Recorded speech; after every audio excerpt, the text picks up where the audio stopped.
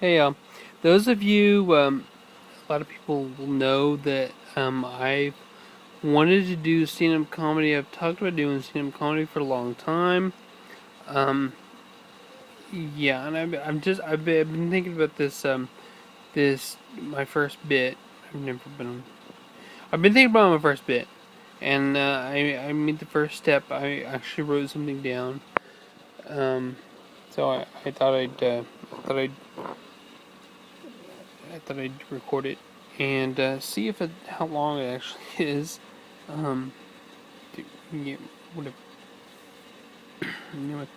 Hey y'all, glad you are clapping. That's polite and all. This is my first time, so I appreciate the applause, but please don't overdo it. You clap too much, I might get a big head. And what if I'm not funny? Then y'all get upset and and key my car after the show. But that won't happen. Not because I'm so egotistical to think that I'm too funny for it, even though I am pretty funny, but because I don't have a car. I get a ride everywhere I go. I haven't had a car of my own for like 5 years. I get a ride everywhere, mostly. I mean, I drive my wife's car, but not much. So little, in fact, that a guy I knew for a year saw me get in the driver's seat and he was shocked. You can drive? I've been talking about doing stand-up comedy for years. A lot of my friends say that I'm funny and say that they'll come to support me, but look who's here. Only one of my friends. My bestest friend and wife, Avery. And it just shut. The computer shut. I had this typed up and just shut. Oh, it's shutting down. I hate my jack off computer. It just drives me crazy. Oh, gosh. I mean, it's not. It overheats. I've got a fan, a laptop over. I need a new one. I just need a new one. Um, I got a mini. Avery got me a mini laptop in there. Her brother built a mini for me, but I don't even have Microsoft Word on it yet, so it's not like I can really use it. Shoot. I guess do this later or one time. I want to time myself, and this is the first step. Well, no, it's not the first step.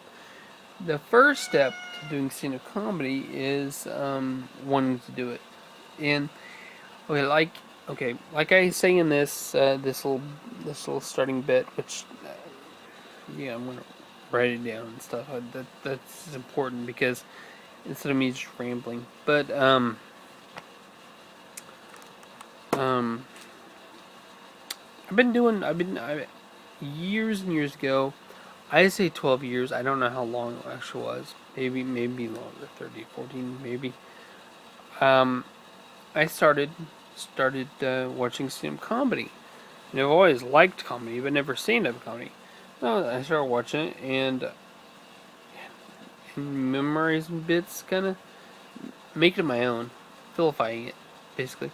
But I had to retell it, and I was working at it in the assembly line, and I retold this one story so convincingly, and I just told it about how I was late to work because I was almost shot on the bus. But what I'm not going to go into it because it's kind of raunchy, kind of not the kind of thing that I want to be known for. But I was telling the story, and between bouts of laughter, this lady said, "Did that really happen?" And I said, "Yes, it did. It's all true, but it didn't happen to me. It happened to Dave Chappelle." And she's like, "Phil, you're pretty funny. Why don't you write some of your own stuff?" So I started kind of thinking of my own stories, and I thought I'm gonna put I feel a twist on the story, because even when you repeat something that somebody else is as a comedian has done, it's your own, because you can't copyright a bit and you put on your own little twist to it, your own mood, and a lot of times you change words, and but people recognize it, if you do something this bit is very similar to someone else's. They recognize it, and it's not good. You get a lot of bad heckling. I mean, if you repeat a bit, so I'm coming up with my own stories. I was telling stories. Okay, there was this one guy that I was working with not too long ago, and I was just telling a story and talking, just normal Phil talk, just the way I normally talk. He was laughing. Oh my goodness, he was laughing. Red faced, rolling down. Ah! He was just carrying on and on and on and on. And I looked down and said, dude, don't you need to calm down. You're gonna make me think I'm funny. I'm gonna do stand comedy. I'm gonna be all thinking I'm funny, and he just laughed some more, laughed some more, laughed some more. And it occurred to me that I'm really popular among the special needs people. I'm really funny. Yeah, yeah. He was special needs. I volunteer a lot with this one group, and he's special needs, and well, that's why he's not at the show tonight, because he's in a like group home setting type thing. But special, special, and there's another word that I've used for that, but I don't want to offend half my audience, so I just say special. That's politically correct. I'm not a very correct person in general, but I don't want people angry with me. I don't, especially not you. I mean, people, y'all look pretty thug. Beat the tar out of a little guy like me. I don't want that happening. But anyway, anyway, eventually I'm gonna write my bit, and I'm going to. There's a comedy parlor. I think it's called comedy parlor or comedy something here in Tulsa, which is a stand-up comedy club. It's not a club.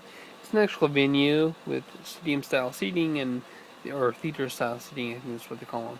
And it's an actual comedy venue, and they do stand-up comedy open mic nights. I want to get started there, and I really have the potential to make it big. Really, I watch the people, like on Comedy Central HBO specials. I'm like, dude, I'm funnier than half of these people. I mean, because a lot of them really aren't funny, but it's in the presentation. And my presentation is not good, but this is all practice.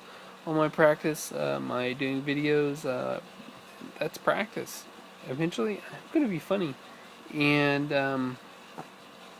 yeah, I'm gonna make hundreds of thousands of dollars, and I'm gonna actually be able to have my own car and house, and my family's gonna be provided for, and all based on me just being a funny guy. Funny guy.